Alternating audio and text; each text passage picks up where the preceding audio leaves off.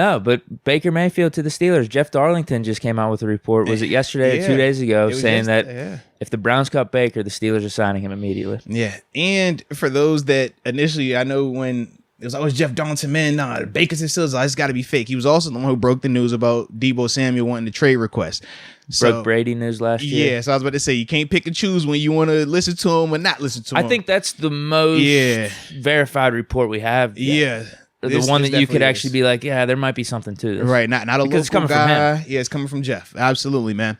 So when I saw that, man, I mean, it makes sense because to me, the biggest hang up with Baker is the money right now.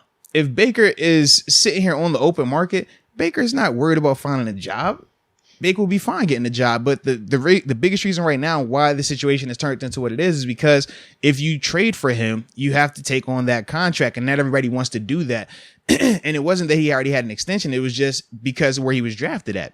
And the Browns have no leverage because they already signed Deshaun Watson. So it's like, bro, you're not going to be able to keep Baker on the roster. You're stuck. You have to get rid of him. Absolutely, and it can be a couple of things also, man. When you're talking about trying to move Baker, if you're the Browns. Most people try to, because of Baker and his personality or because he played in Cleveland or whatever it is, not everybody, wants to give him the benefit of the doubt. But in this context, I mean, I don't think it's a situation where nobody wants Baker. I think it's a situation where, like you said, for the Browns, they don't have leverage, but they want to try to get whatever they can get off of him. So they're not going to try to just release him. But what's their ask? That's the other part. Because, they're going to have to. Right. If I'm sitting here and I need a quarterback, but I know you have to cut this guy, why would I even trade a 7th round pick for this dude and take on that contract when I can just wait you out? Because there's no way you're going to be able to keep both of those guys on the roster. And I think that that's the approach that a lot of these teams that need quarterbacks are taking. That's the approach that we thought makes sense for the Steelers if they were going to pursue Baker. And that's what we've been real adamant about that part, right? In the sense of we don't want to trade for him. If he's cut, though, that's different, And you got to make the money make sense. Like I said, you can get cut and still be like, I want 15. It's like, hey, we don't want to pay you 15 a year. We ain't trying to do that. It doesn't seem like that's the case, though. From his reports, it feels like he really wants to go up against the Browns again. He wants to play for the Steelers. I'm sure he'd be willing to take $4 or $5 million to do that. Yeah. Well, and the thing is, man, you're only doing for a 1-year deal just to prove it. And then after that, you either get that extension with that new team or you hit the block or hit the free agency market coming off of a hot season. You just got to prove that you could be what you were your rookie season and also your third year. You're more of that than those 2 down years. Yeah, absolutely. And like I said, it would be different too if our quarterback situation was a little bit more stable. But the person that we're putting all of our hope in theory, in terms of in terms of Mitch, he still has question marks. We haven't seen him play a full season over the past, year now, because he was in Buffalo backing up. So it's still a lot of speculation around what that's going to look like. Whereas when you think of Baker, it's like, man, well, we at least know that he can push Mitch. If Mitch is who we think he can be, he can at least push him or probably beat him out as well. And I think that it's just different when we're talking about Baker in this competition versus any of these drafted guys, because with the drafted guys, I mean, we really don't feel like it's a guarantee that they're going to beat any of these guys out. Whereas I think with Baker, it's just the probability is a lot higher, to me at least, than it would be if we were drafting one of these guys to come in here and try to beat out Mitch or even Mason to that extent. Yeah. The question is, and this is what we were talking about too, if we sign, it would be we would draft someone first because it doesn't really seem like they're going to cut him anytime soon. So if we draft a quarterback in the first 2 rounds, are we still signing Baker? Because that's 4.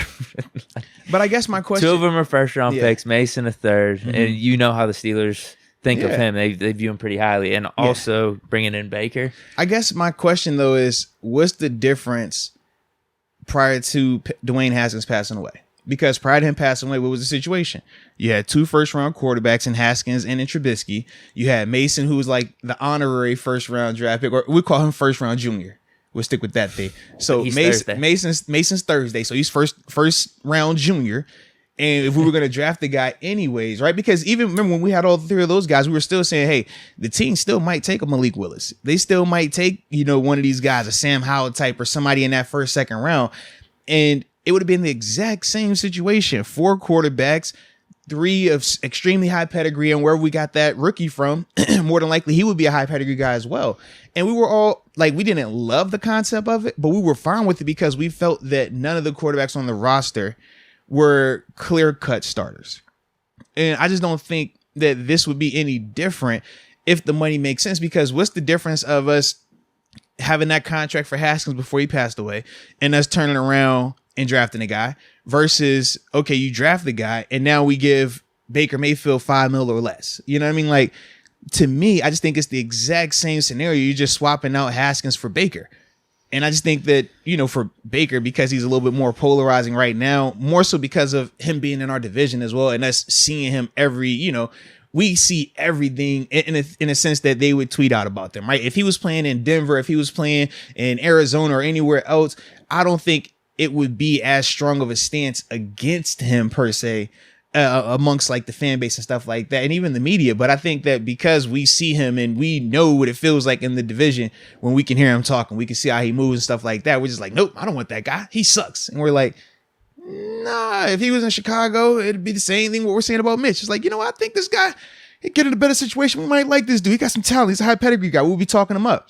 And I just think that that's the one thing for me that, at times I feel like it's blinding people in a sense, man. Well, I think the conversation started with trading for him.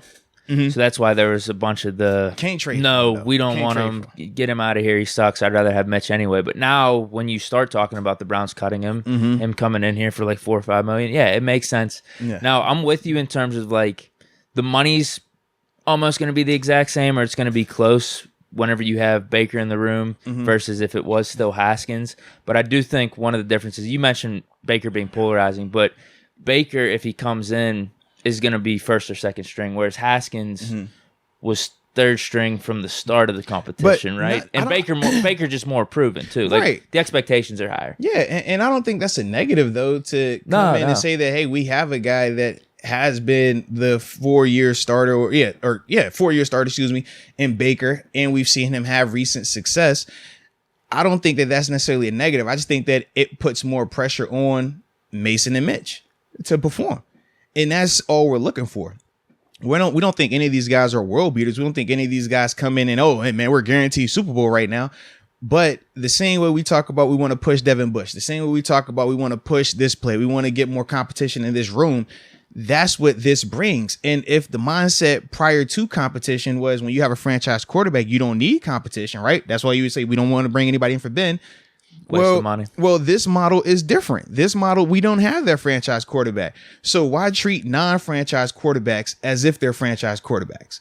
That's kind of how I look at it. Like, why make it as if Mason or Mitch are above bringing in multiple high-end talented quarterbacks? If the money works and we're not having to break the bank for Baker, I don't care if it makes Mitch uncomfortable. Beat him out and then you'll feel super comfortable. You're uncomfortable if you think this dude is going to beat you out. And I know Baker going to come in with that confidence. He's going to come with that chip on his shoulder. And I like that per se. And I think, man, we would like it too, man, if he was playing for us and he was cooking. We would love it, bro. I'm telling you, it would be some of the most... I don't know, some of the most. It probably would be. You know how, bro. Some of the most electric Steeler-Browns games we've ever seen this season. Just because during Ben's era, Browns were never good. Not at all. Now all of a sudden the Browns are up there. They got Deshaun Watson and the whole storyline with Baker Mayfield and how they spurned him like that. Spurned him. I said spurned him. I appreciate We looked up the dictionary show, man. We looked up the dictionary definition. That's like to reject. Yeah. Not to eject or anything. So we're good. But I guess the question is, though, if you bring in Baker, is it just overload drafting a guy? And the timing of it's going to be weird. Like, if we draft a dude, do we still bring in Baker? Yeah. I guess, because all the things you said, it's like, are any of these guys above reproach?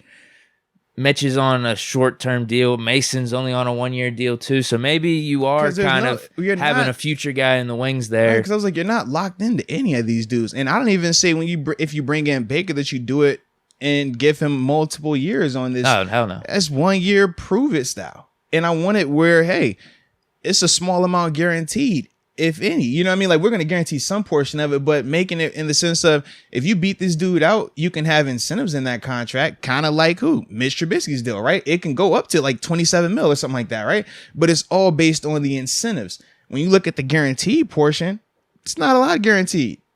It's not. So that's why for me, I'm like, you structure something similar or to maybe a lesser extent for Baker.